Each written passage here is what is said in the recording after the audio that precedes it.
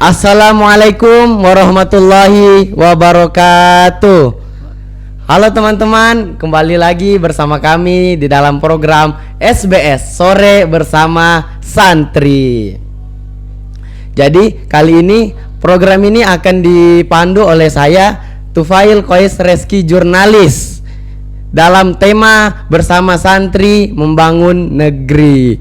Jadi teman-teman, kali ini kita kedatangan seorang bintang tamu, yaitu bintang tamunya seorang anak muda yang berkecimpung di dalam dunia olahraga bidang pencak silat perguruan Tapak Suci Putra Muhammadiyah. Jadi tanpa berlama-lama langsung saja kita lihat di samping kita dan kita berkenalan dengan lebih dalam dengan bintang tamu kita. Halo, assalamualaikum Pari. Waalaikumsalam.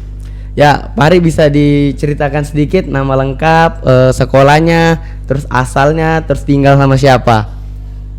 Perkenalkan, nama saya Muhammad Fahri Taqwa, asal sekolah SMP Muhammadiyah 3 Al-Mujahidin Balikpapan, kelas 8B.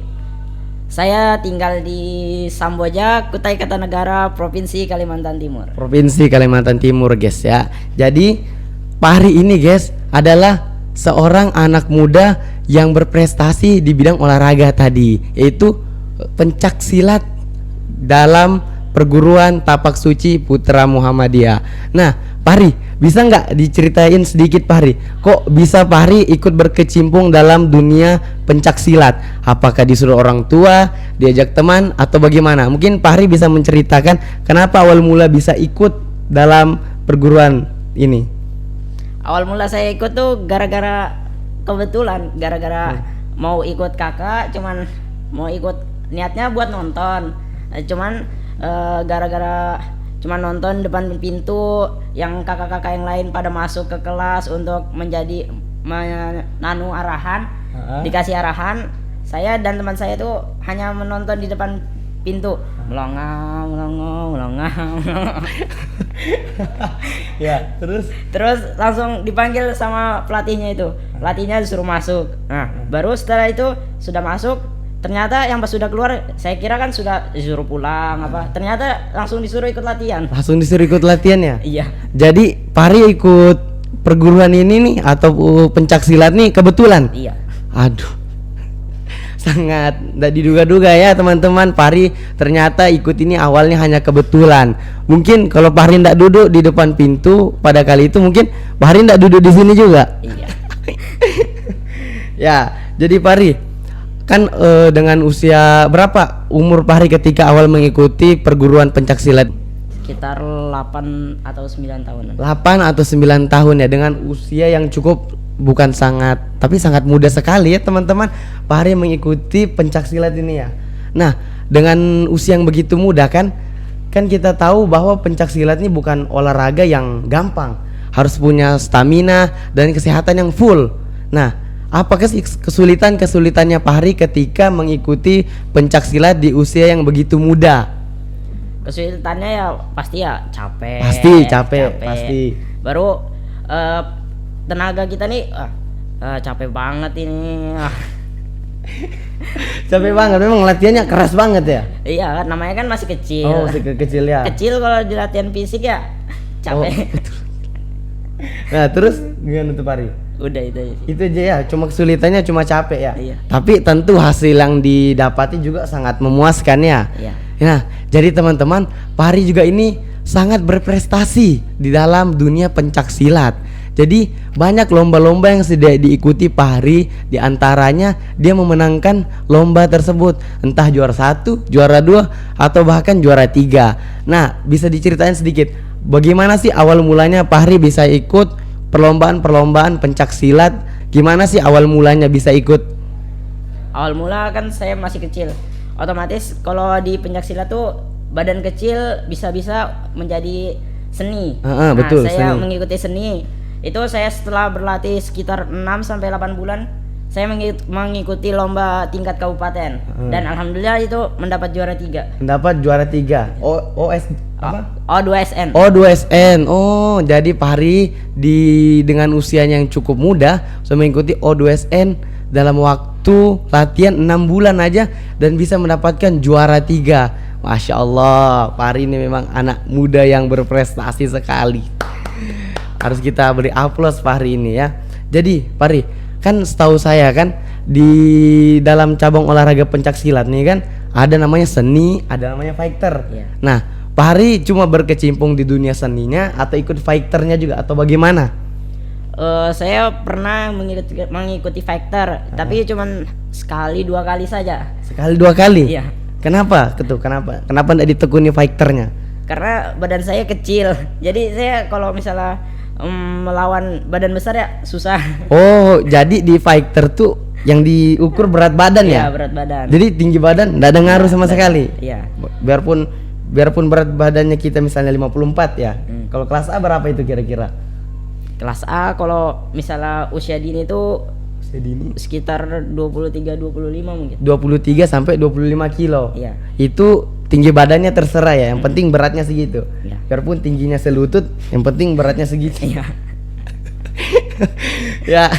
Nah, jadi Pari, selain ikut lomba O2SN, ada gak sih lomba-lomba yang sudah tingkat nasional Pari ikuti? Saya pernah ikut O2SN tingkat nasional. O2SN tingkat nasional Itu ya. mendapat peringkat 6 Peringkat 6 se-Indonesia itu. se-Indonesia. Iya. Masya Allah. Lagi-lagi peringkat 6 ya. Peringkat 6 itu bukan peringkat yang mudah jika kita lihat saudara-saudara sekalian dan teman-teman sekalian. Nah, Pari, itu diadakannya di mana? Dan kapan itu? Semarang. Di Semarang? Iya, di Semarang. Pari kelas berapa waktu itu? Kelas 6 SD. Mas. Kelas 6 SD sudah ikut O2SN ya? Iya, Tingkat nasional di Semarang. Bukan main. Ini harus dicontoh nih teman-teman sekalian ya. Dengan usia yang begitu muda, dia sudah bisa ikut event nasional O2SN tingkat nasional. Aduh, nggak tahu, habis pikir lagi lah saya. Pari ini keren banget pokoknya. Nah, kalau untuk tingkat internasional Pari sudah ada pernah nggak yang diikuti Pari yang tingkat internasional? Yang pas kemarin kelas 7. Kelas 7 berarti saya waktu pandemi ya? Iya, waktu Nah, pandemi. Kayak mana itu lombanya, kan lagi pandemi nih, lagi nggak bisa keluar nih, lagi di lockdown kita semua kan, lagi PSBB. Kayak mana sih mekanisme lombanya? Itu cara lombanya tuh kita mengirimkan video. Kirim Mengirim video. video, baru video itu dimasukkan ke link. Bikin link YouTube atau link Drive, baru dimasukkan satu folder gitu. Oh, virtual ya? Iya, virtual. Oh, virtual. Saya kira langsung datang, kan nggak boleh Enggak. datang. Nanti ditangkap. Oh, jadi itu apa nama lombanya Pari? Kalau Pari masih ingat? Yang Open tingkat Turnamen International Champion. champion. Nah, itu diikuti beberapa negara Pari? Mungkin sekitar 7 lebih mungkin. 7 Iya. 7 sampai 9 negara ya. Iya. Masya Allah ya. Jadi Pari lagi-lagi sudah ikut event internasional teman-teman. Nah, seperti yang kita tahu kan Pari, untuk jadi juara tuh kan pastinya butuh latihan yang keras, disiplin waktu, harus dengar kata-kata pelatihnya. Nah, apa sih rahasia-rahasia atau tips-tipsnya Pari untuk menjadi juara seperti Pari? Mungkin teman-teman di rumah pengen seperti Pari, dan mungkin Pari bisa bagi tips dan rahasianya ke mereka. Apa aja? Kalau boleh tahu Pari bisa ceritakan teman-teman. Yang pertama itu harus nurut pelatih. Harus nurut pelatih, betul sekali. Harus nurut pelatih. Pelatih itu kalau misalnya dikasih tahu A, ya kerjakan A, jangan kerjakan yang B. Oh, jadi harus nurut ya. Iya. Nggak boleh kepala batu ya teman-teman sekalian ya. Harus nurut kata pelatih. Nah, terus tuh apalagi Pari? Baru kalau misalnya disilat kan harus memiliki fisik yang bagus kan. Harus memiliki fisik yang bagus, tentunya dengan latihan-latihan Iya, ya setiap hari ya. latihan-latihan, iya. Harus rutin ya berarti. Latihannya itu habis subuh. Habis Habis subuh. subuh jangan langsung tidur. Aduh, jangan langsung tidur. Pagi. Karena kalau untuk menjadi seorang pemenang nggak bisa tidur subuh. Oke? Harus latihan pagi-pagi. Gimana Pari? Iya, latihan jogging. Jogging. Nah, Itu. itu. Habis itu apa lagi Pari? Udah. Itu aja. Nah, kalau untuk pola makan, ada nggak sih pola-pola makan yang harus dijaga? Misalnya hari Senin nggak boleh makan ini, atau enggak ada beberapa makanan-makanan yang dilarang untuk dimakan oleh seorang atlet pencak silat. Yang nggak boleh dimakan tuh adalah es Nah, kenapa? Sambel sama gorengan. sama gorengan. Iya. Aduh. Kenapa makanan-makanan yang enak semua yang dilarang ya? Iya, nggak boleh. Jadi selama beberapa waktu ini Pari nggak pernah makan es, minum es gitu, makan gorengan, makan sambal nggak pernah ya? Nggak pernah, nggak boleh. Nggak boleh ya, dilarang sama pelatihnya ya. Betul.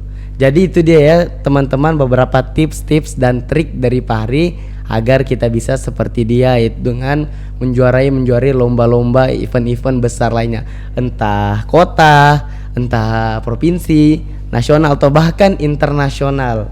Nah, tentunya Fahri ikut ini kan pasti ada dorongan atau motivasi dari diri Fahri sendiri untuk ikut pencak silat ini. Nah, apa sih motivasinya Fahri agar ikut gimana ya? Untuk ikut pencak silat ini, apakah ingin membanggakan orang tua, membanggakan negara, atau bagaimana Fahri? Saya ini paling utama ya membanggakan orang tua. Nah, pasti karena orang tua itu wajib ya, Iya, harus wajib berbakti pada orang tua ya. Baru pelatih juga. Baru pelatih. Kenapa itu pelatihnya? Ya karena dia kan sudah melatih kita sampai hebat, ya kita harus membanggakan dia. Oh, harus membanggakan ya, harus bikin senang berarti ya. Iya. Betul. Saya setuju. Baru Terus tuh sekolah. Iya. Membanggakan sekolah. Iya. Wow, Fahri ini sudah ganteng, berprestasi, ingin membanggakan orang tua, guru-gurunya, bahkan sekolah dia ingin banggakan. Masya Allah. Nah, apalagi Fahri? Ya kita harus banyak-banyak berlatih. Banyak berlatih. Ingat kata-kata proses tidak akan mengkhianati hasilnya. Nah, itu betul. Saya sangat setuju itu dengan kata-kata proses tidak bahkan mengkhianati hasil. Jadi kalau kita berusaha semaksimal mungkin, hasilnya pasti maksimal ya. Fahri sudah rasakan sendiri ya hasilnya itu semua. Nah, jadi itu teman-teman beberapa tips dan trik dan motivasi dari Fahri untuk kita semua yang ingin jadi seperti Fahri. Nah, terus ada nggak sih cita-cita atau harapan-harapan ke depan Fahri yang belum tercapai dan ingin Fahri capai di tahun ini atau tahun yang akan datang? Ada nggak sih? Atau masih ada? Ada untuk tahun yang akan datang ya. Untuk tahun yang akan datang kenapa tuh? Saya kepingin jadi atlet Asian Games. Ingin jadi atlet Asian Games ya? Iya. Seperti Hanifan Nika. Iya. Aduh. Hanifan Nika, terus tuh Nika. Mbak Pipit. Kalau Mbak Pipit, Mas Hanifan Nika lihat, bisa dilihat calon-calon bibit unggul atlet pencak silat Indonesia. Apalagi Fahri harapan-harapan ke depannya? Ingin jadi atlet pelatnas. Ingin jadi atlet pelatnas. Apa itu pelatnas Fahri? Pelatihan nasional. Pelatihan nasional. Jadi Fahri ingin jadi guru ya? Iya. Guru pencak silat. Enggak, di pelatnas itu kita dilatih oleh orang-orang hebat. Dilatih orang-orang hebat, ngerti. Jadi pelatihnya tuh pelatih sudah berpengalaman. Sudah berpengalaman bertahun-tahun ya ikut melatih orang. Nah, jadi itu beberapa cita-cita dan harapan Fahri ke depannya teman-temannya. Kita doakan mudahan Fahri bisa mewujudkan semua impian-impiannya dan harapannya ke depan. Nah, terus Fahri, ada nggak sih pesan-pesan atau kesan-kesannya Fahri buat teman-teman yang ada di luar sana yang pengen seperti Fahri, yang ingin mengejar cita-citanya? Ada nggak sih pesan-pesan Fahri buat mereka atau sekata dua kata lah motivasi buat mereka dari Fahri? Jangan bermain HP terus. Jangan main HP terus, itu dia. Jangan bermain HP terus. Olahraga. Olahraga, betul. Jangan jadi kaum rebahan ya. Iya. Nah, betul itu. Harus latihan. Harus latihan. Nggak boleh malas-malasan. Terus tuh, apalagi Fahri?